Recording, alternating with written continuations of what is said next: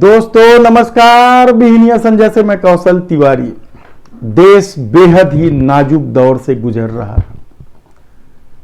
रोज बढ़ती महंगाई ने आम आदमी के सामने जीने का नया संकट खड़ा कर दिया है, तो दूसरी तरफ आस्था और भावनाओं का सैलाब भी उमड़ पड़ा है और इसका परिणाम क्या होगा यह तो वक्त ही बताएगा। लेकिन कल ही रसोई गैस के दाम बढ़ जाने से एक बार फिर आम आदमी चिंतित है कि आने वाले दिनों में क्या पेट्रोल, डीजल और दूसरी जरूरी वस्तुओं का भाव बढ़ेगा। सवाल बहुत से हैं, लेकिन हम आज बात करेंगे छत्तीसगढ़ की। उदयपुर चिंतन शिविर में छत्तीसगढ़ के लिए क्या था और छत्तीसगढ़ के लिए इसमें से क्या निकला है, यह भले ही आम लोगों के दिलचस्पी का विषय ना हो, लेकिन कांग्रेस के भीतर यह जबरदस्त चर्चा का विषय है। किस नेता का कद बढ़ा, किसका कम हुआ, कौन पार्टी में रहेगा, कौन चला जाएगा, यह ऐसे सवाल है जिसके जवाब कांग्रेस के भीतर तैरने लगे हैं।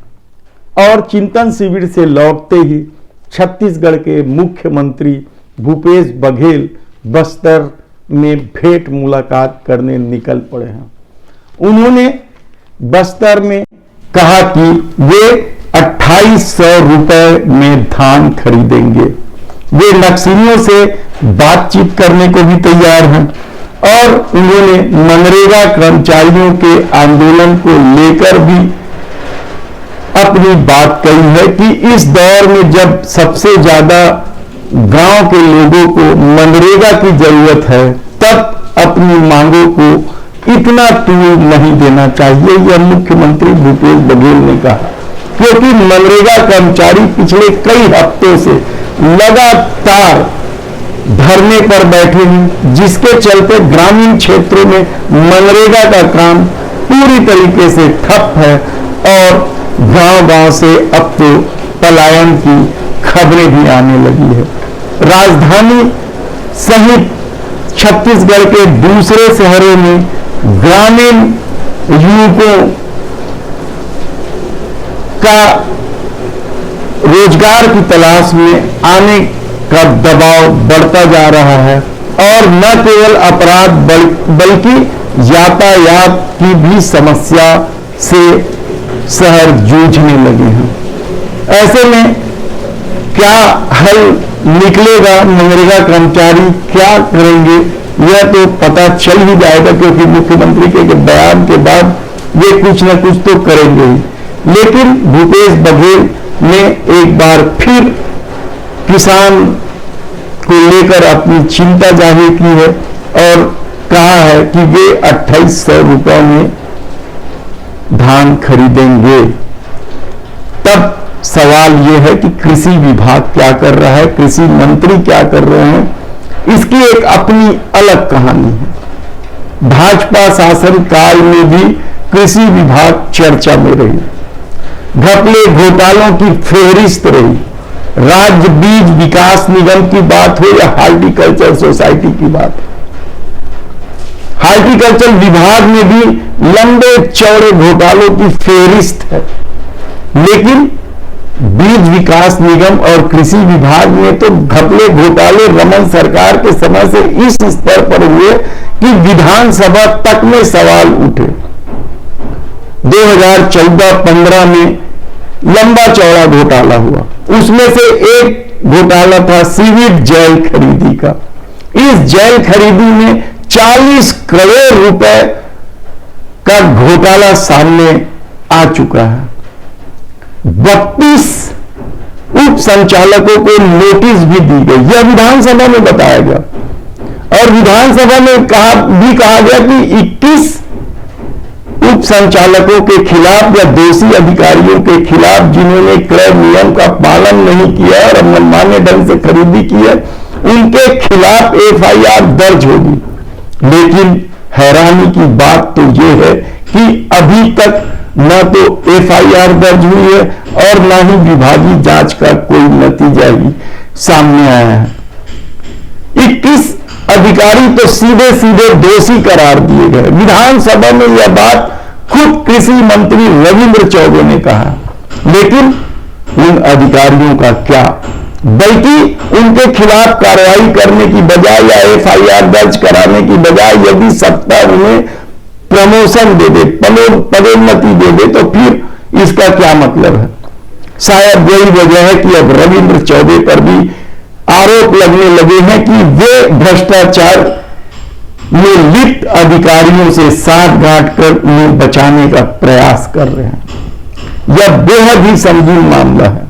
इस मामले में रविंद्र चौबे से बात करने की हमारे पत्रकारों ने कोशिश की, लेकिन बात नहीं हो पाई। लेकिन यह सच है कि इस मामले में कृषि सचिव एवं गीता भी खामोश है, और जिस पर जांच का जिम्मा है कमलप्रीत सिंह जी, वे खामोश हैं। तब सवाल यह है कि क्या सचमुच साठगांठ करके रमन सरकार के समय जो भ्रष्टाचार अधिकारी हैं उन्हें बचाया जा रहा है?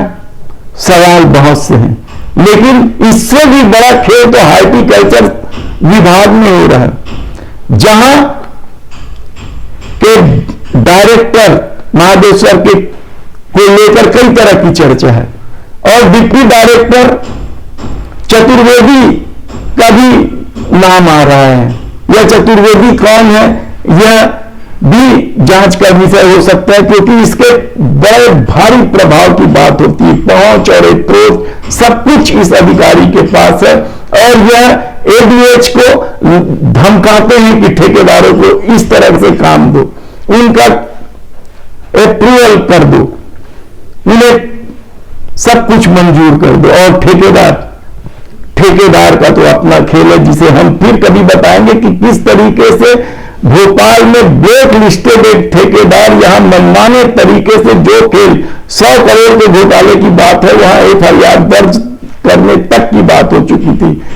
और वही ठेकेदार यदि मंत्री के बंगले में रोज नजर आए, और वही ठेकेदार यदि हॉर्टिकल्चर डायरेक्टर के बाजू में बैठे नजर आए, तो फिर इसे आप क्या कहेंगे? क्या रमन सरकार के समय जो भ्रष्टाचार की बात भूपेश सरकार कार्रवाई को लेकर करती थी, क्या उससे वह पीछे हट रही? क्योंकि बहुत सारे मामले हैं, आप यकीन नहीं करेंगे, नान घोटाले से लेकर बहुत सारे मामले हैं। बीकेएस सुपर स्पेशलिस्ट हॉस्पिटल हो या और भी कई मुद्दे हैं। आप फेरिस्त देखिए, जब भूपेश बघेल सत्ता में आए तो उन्होंने किस तरीके से कार्रवाई की बात कही, और कुछ दिनों तक यह दौर चलता भी रहा।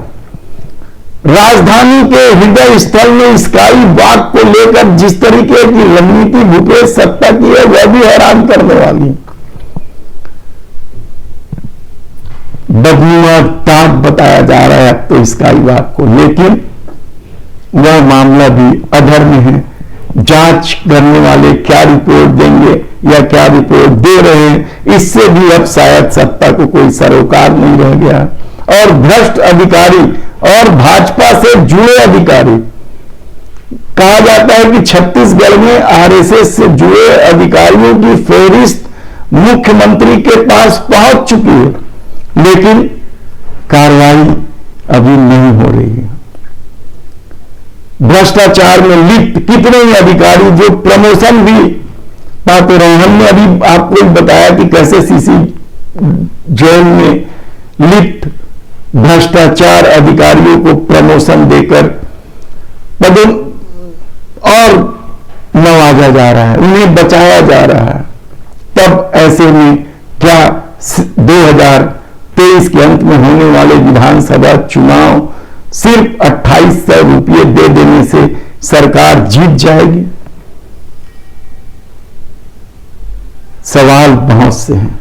सवाल तो इस बात के भी है कि आप देखना, कई मंत्री तो महल बनाने में लग गए हैं, उसे लेकर जन चर्चा भी जोरों से हो रही है। इन सबसे कांग्रेस कैसे निपटेगी? लेकिन सबसे बड़ा सवाल तो यह है कि विधानसभा में एफआईआर दर्ज करने की बात कहने के बाद भी यदि उन अधिकारियों को प्रमोशन दे दिया जाए और बचा लिया जाए तो फिर इसे आप क्या कहेंगे?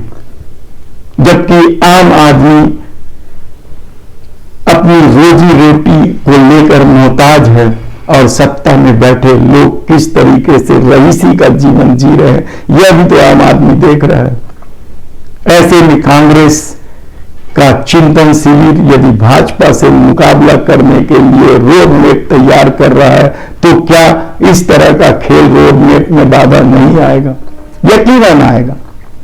आज इतना ही देखना है कि इस घोटाले को लेकर मुख्यमंत्री भूपेश बघेल का क्या रवैया होता है। धन्यवाद।